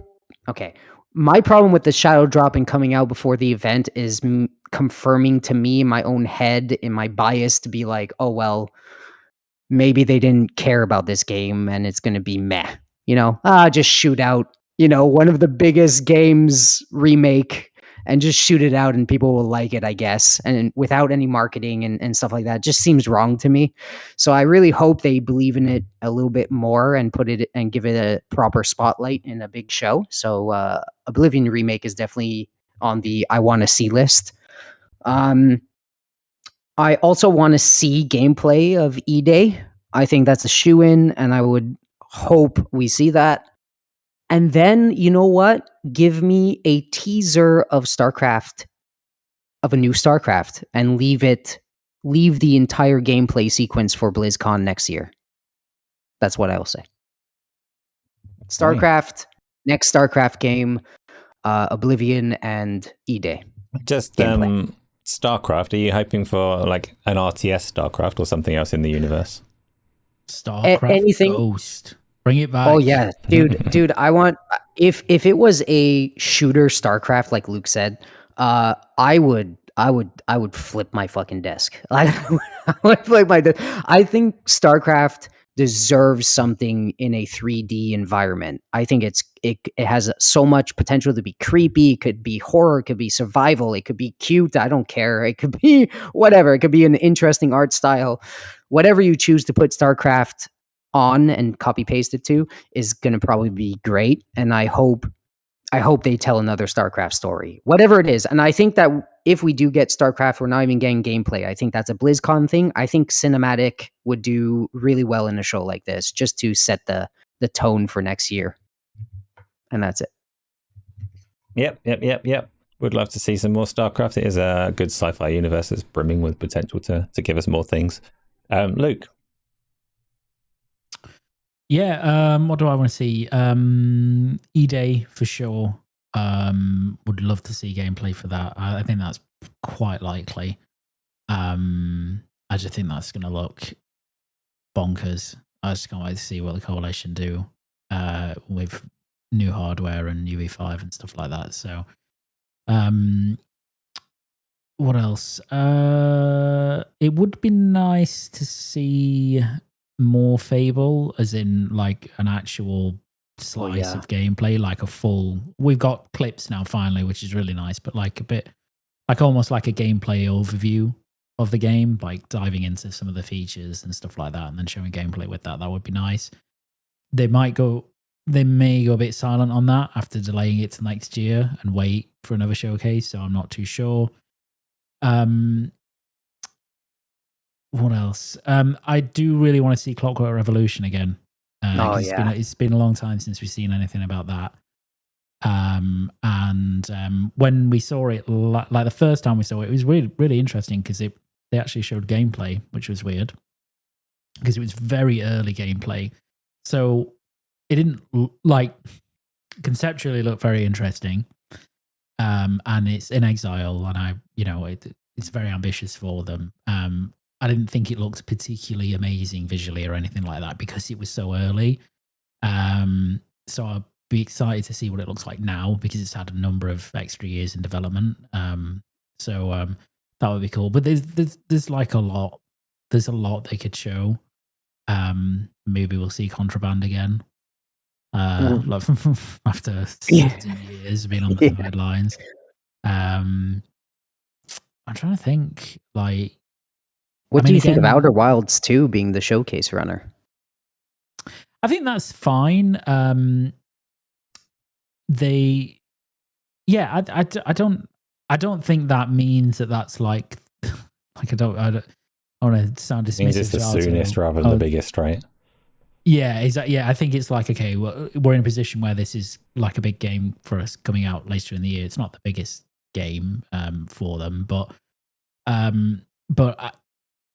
I think diving into that's fine. Obviously, we had the IGN gameplay the other day as well, which I'm not quite sure why they chose that slice to show because it's just not.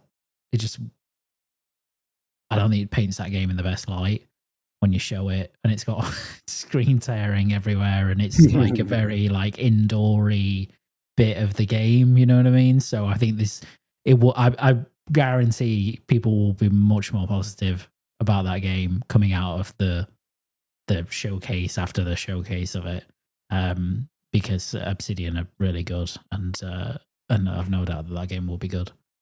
So yeah, I'm trying to think of like what's the big thing they can end on, and I don't know what that would be. I think that would be E-Day spot. Yeah, probably E-Day spot. Yeah, like gameplay. That seems logically the best place, but maybe they've got like a big announcement they want to make. I mean, they've got so many studios now, right? Or do you think maybe Toys for Bob will be there as well? God, like Spyro. Spyro. Imagine that. Spyro. One more thing, fucking Spyro. No, not for the final game, you know? but open with Spyro. Have like Spyro 4 or something. So I saw people getting very excited about Banjo-Kazooie just because Toys for Bob said, yeah, we'd maybe like to make Banjo-Kazooie one day, and people were instantly like, well, that means Toys for Bob are making Banjo-Kazooie, and it's like, you've not two been people paying, really happy. Yeah, you've not been paying any attention to every teaser they've been putting out there, and why would they say we're looking forward to making, we'd like to make a Banjo one day if they weren't actually making a Banjo? Like, it's just, that's another thing. But anyway, maybe Toys for Bob will be there as well. That would be they will. Asa, do you like are you what's that zombie game again? Oh my god. State of Decay 3. Help me out. Yeah, State of Decay. Do you like State of Decay? Did you ever play it?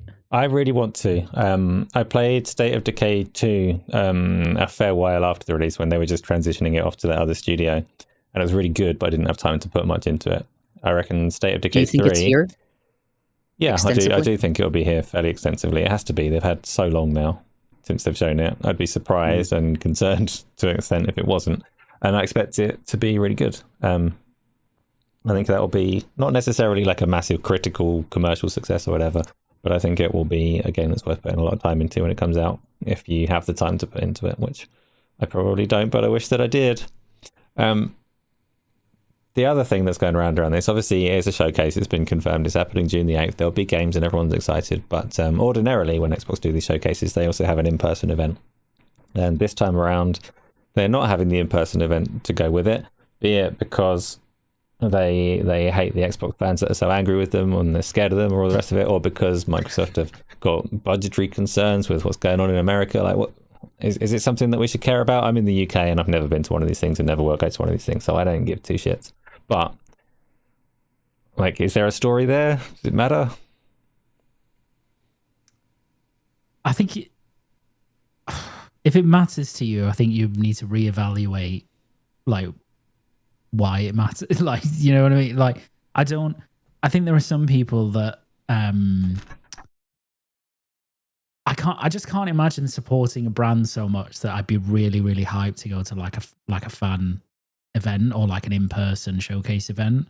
Like I'm just not there, I think, with any brand to be like so hyped for what they're doing that I go to an event. I don't think it's Microsoft like wanting Conceding. to prep, like or wanting to prep their audience, like to get an audience away from what they're going to show it, at the event, in terms of like, because I think one of the prevailing like thought processes as well as you said is like maybe they're gonna announce a lot of multi-platform stuff. Like they're doing that anyway, and they don't tend to do it at their showcase events because they know the optics of that aren't particularly good. So I don't think it's for that reason. I think it's just because they're like, well, we just want to. It costs a lot of money and it's a lot of effort to set these shows up. Like it's a lot of effort to produce a show anyway, to get all the trailers in line and put that together and make that flow and make it work. And then it's another thing on top of that to then do it in person and have like a bit afterwards where people go and play, talk to devs or whatever. Like that's all a lot of effort. It costs a lot of money. It's not as if Microsoft and Xbox can't afford that sort of stuff, but I just don't. Is it indicative of like a souring relationship with their influencers? I don't think so.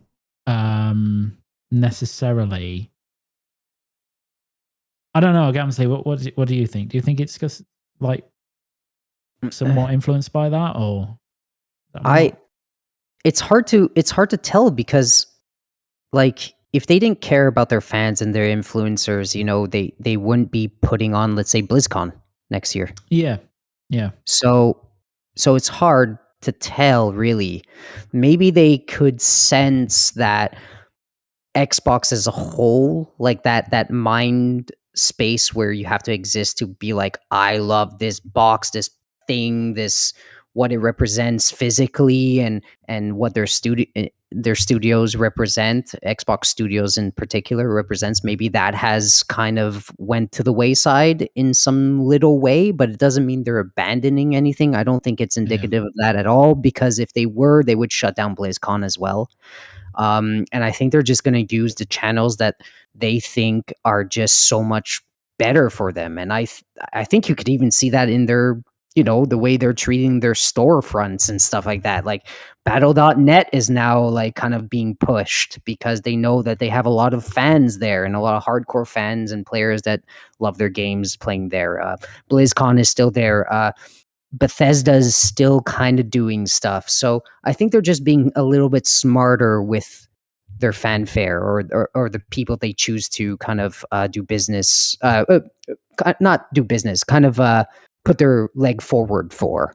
And I could see why that frustrates the people that actually do enjoy those things that did represent the old times of Xbox, because I think that this event specifically does kind of represent that time, right?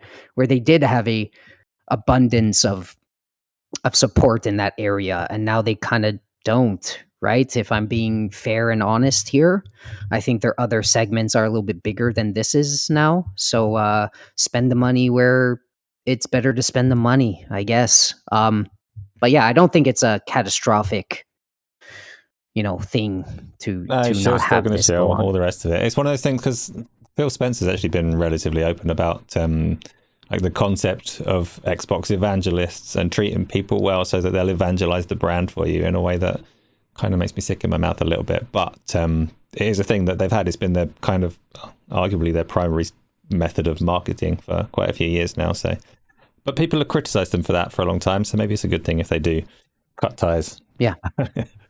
Focus on other avenues to spend that money and get their marketing in. Whatever. Marketing's gross. I much have a BlizzCon for sure. Mind you, that doesn't. Maybe BlizzCon, maybe their idea, like maybe they surprise everybody. Maybe BlizzCon is literally going to become an area that they use for multiple games, right? Not just Blizzard. So we'll never know. Maybe that transforms. No, I won't. We never know. No, we do. How dare you? Listen, what if? Fans, what right? if? Here's my thing, right? So they put in Avowed and now another game's going day one somewhere in Battle.net. what if they show games at BlizzCon that are associated with the games in Battle.net? They could sneak a couple of things in there, yeah. They could sneak a That's couple what of I things mean, in there. right? I think so if they're everything is going to be on sneaking Battle.net. Avowed, yeah, that's what I'm saying. Maybe that's why BlizzCon maybe will, in the future, with specific titles, really become the shift event.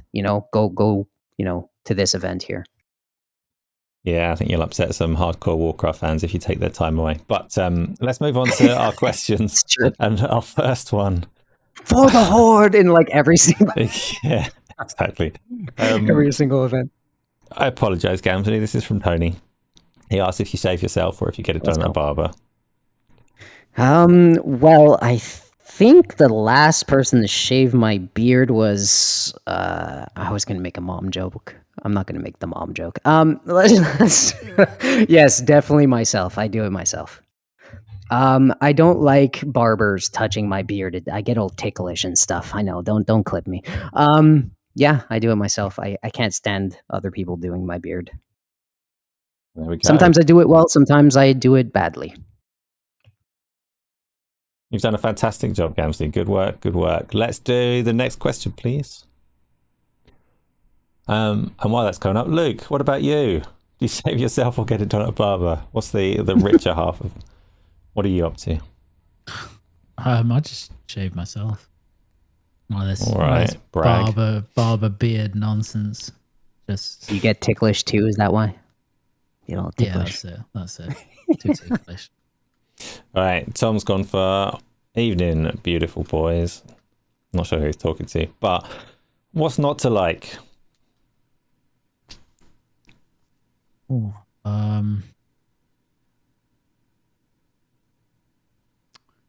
Still tariffs, but less so than last week. Faux outrage about things, negativity. That's a big one at the minute. That's not to like, particularly in gaming. Everything, everything's greeted with some sort of negative, predictable reaction. That's not to like.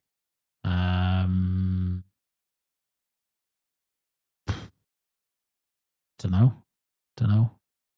I got one. The terrible art styles. Terrible marathon art styles. No, I'm actually. It's not that bad. I don't like. I need rain and snow to stop in April. Yeah, fuck that shit. I want some sun. I'm tired. How about you, Asa, as a robot? What's your feelings? The reality of the time-space continuum. Oh my God. I could use some flex in there. A little bit of flex in the way that time works so that I could have some more of it for the things I enjoy. But there is none, so that's not to like. And again, social media. I'm going to have that every week. I freaking can't stand general discourse around social media. But, that's not to like. Next one is up, but got it. Tony has asked, Luke, show me your chest. Turn a bit, so that I can see your shirt. He wants to see your shirt. No, I'm not going to be turning. No? I'm going to remain still. It just says pizza, and then there's a slice of pizza.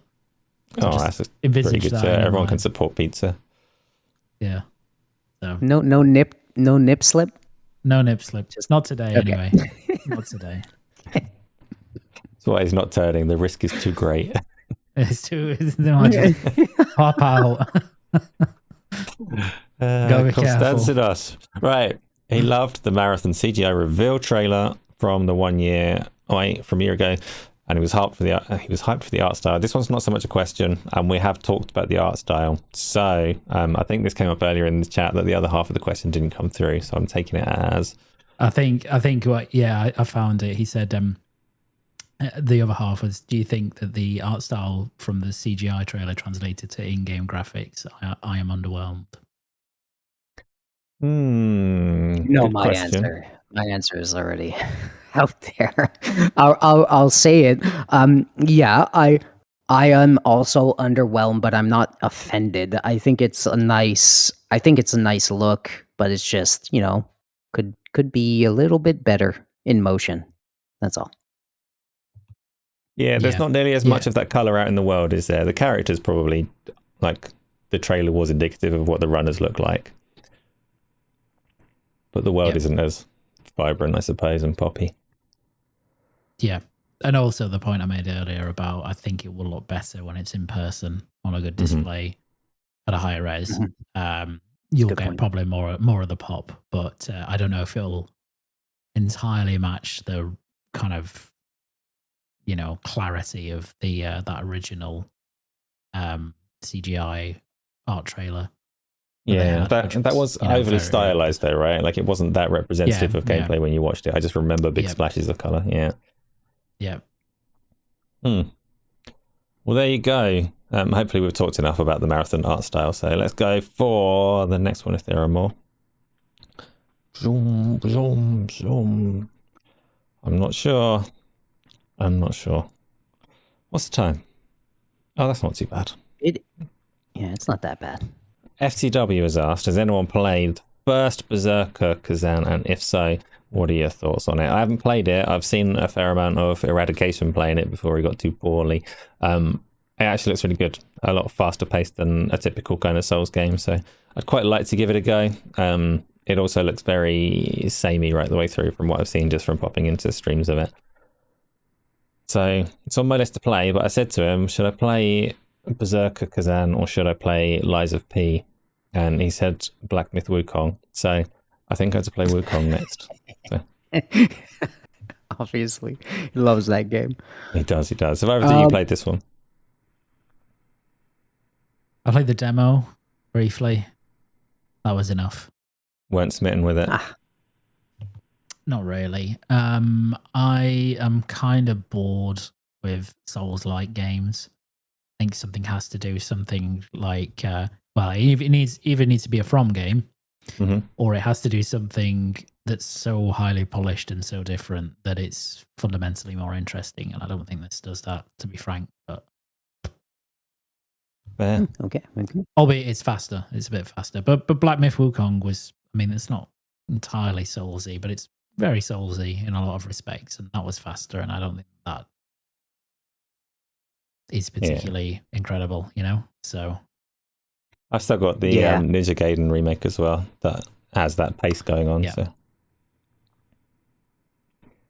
Ninja Gaiden is amazing. Is it? It is. I'm not going to answer this.